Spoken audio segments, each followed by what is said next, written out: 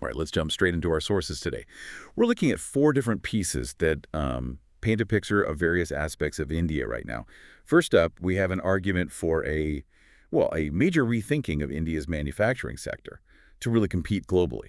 Yeah, this piece makes a pretty compelling case, actually, that India needs to shift its manufacturing focus towards innovation and high-tech products. It points out some, pretty significant gaps in our current performance compared to global leaders. Right. The numbers they throw out are hard to ignore, aren't they? Our per capita value added in manufacturing is only, what, $0.32K? Exactly. And productivity sits at $8, 9K. And when you look at the world average, $2 and 32K respectively, you really see the scale of the challenge. It's a huge difference. That's basically how much value each worker adds, and ours is much lower. And then the total value added India at $461 billion versus China's massive $4,658 billion. And the U.S. at nearly $2,500 billion. It really underscores the point, yeah. Interestingly, the author links this productivity directly to R&D investment, right? That's the core argument. Countries with much higher productivity, like the U.S., Germany, they invest heavily in research. Even some of our neighbors in Asia are way ahead.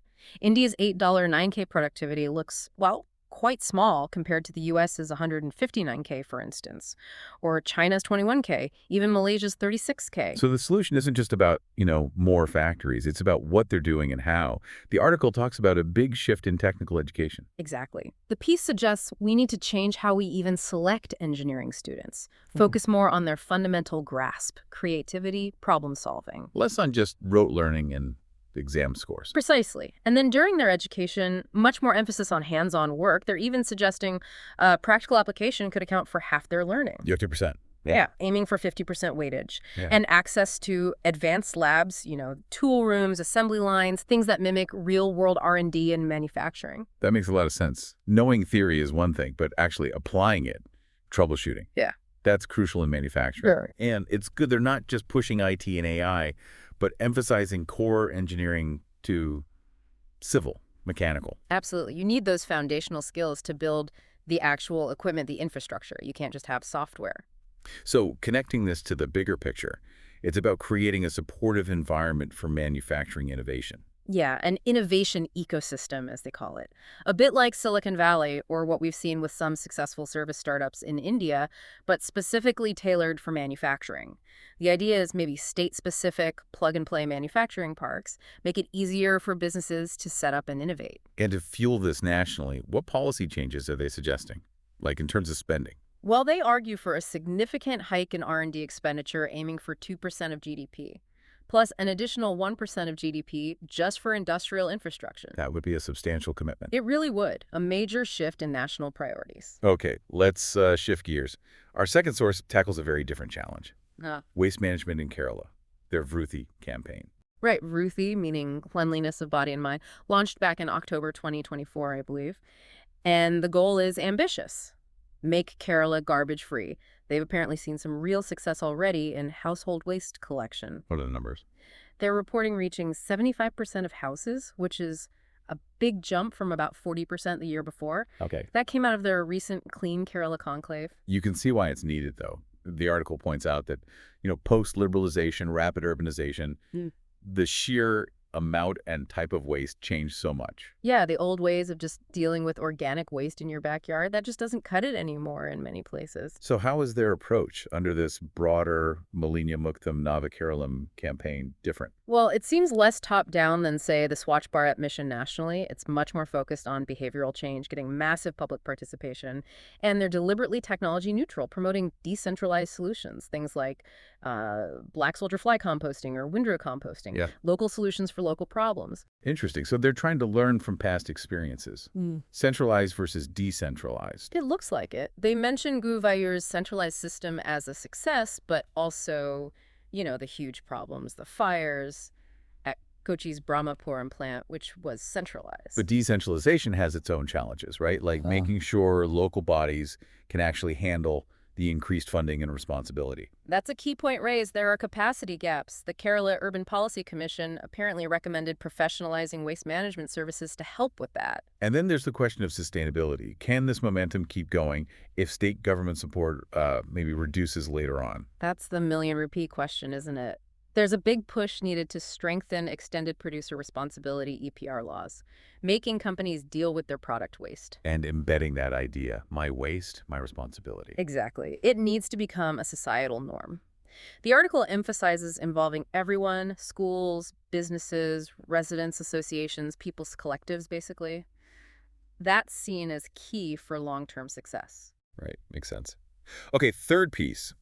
This takes us to Challakere in Karnataka, the oil city, traditionally known for weaving coarse wool blankets, cambelas, and sheep rearing. Yeah, but that industry has been facing some serious challenges. And that's where the Indian Institute of Science, ISE2, comes in with their SEED initiative, Science and Engineering for Economic Development. Right. They've been working there for about 3 years, trying to see how science and tech can help improve things, both in agriculture and specifically in this wool and blanket weaving sector. What were the big hits to the industry? The article mentions a couple. Well, apparently back in 2009, the government took over traditional grazing land for a big Science City project, which impacted sheep rearing.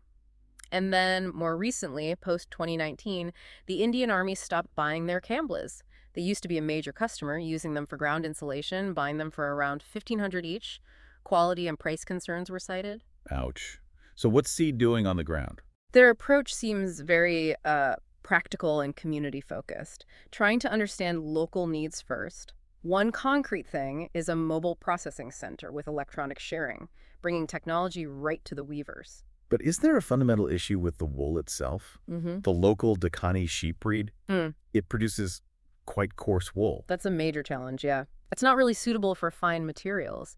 And interestingly, across India, something like 65–70% of sheep rearing is primarily for meat anyway. Wool is often just a byproduct. So SEED is looking into that, improving wool quality. They are, researching mechanical and chemical methods, better sorting, but also this really interesting value out of waste angle. Go on. They're trying to extract keratin, which is similar to what's in human hair from the rejected coarse wool, maybe for use in like hair care products.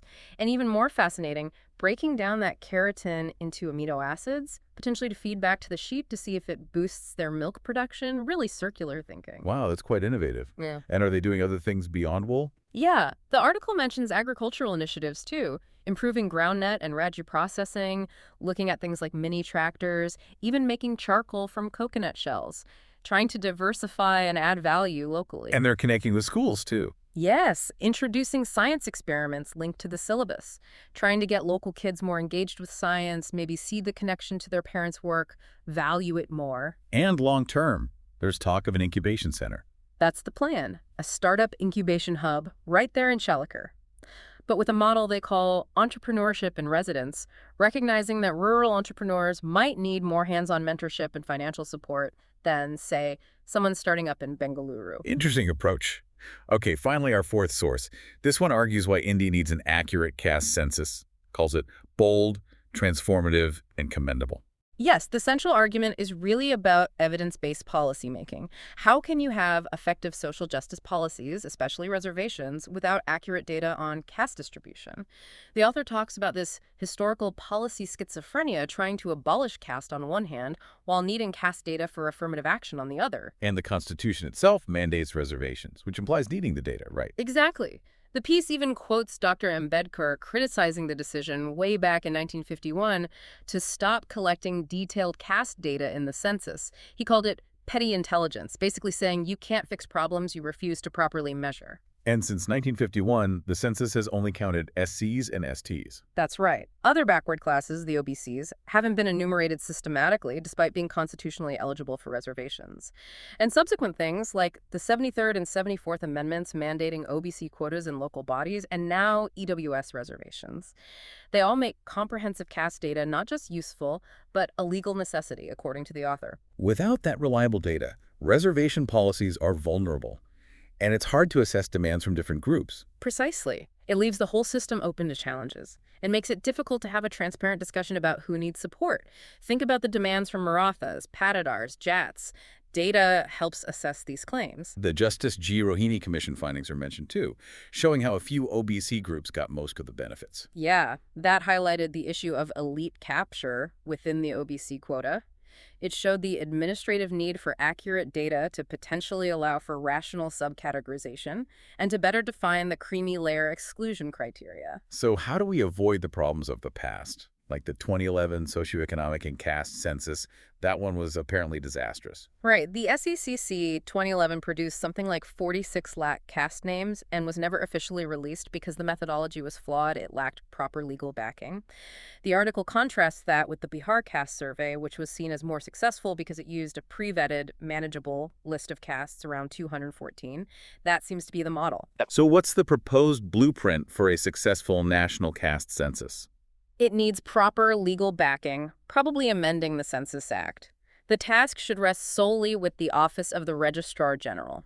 Use standardized, closed-option questionnaires. With state-specific vetting caste lists developed through consultation. Exactly. Plus, thorough training for enumerators, using digital tools with preloaded lists, ensuring representative staffing, independent oversight, and crucially, pilot testing. So the final takeaway is, it's doable, counting OBCs and upper castes. The piece argues strongly that it's not only doable given we've counted SCSTs for decades, but it's long overdue. And the delayed 2021 census offers a critical chance to finally get this essential data for better, more equitable policymaking in India.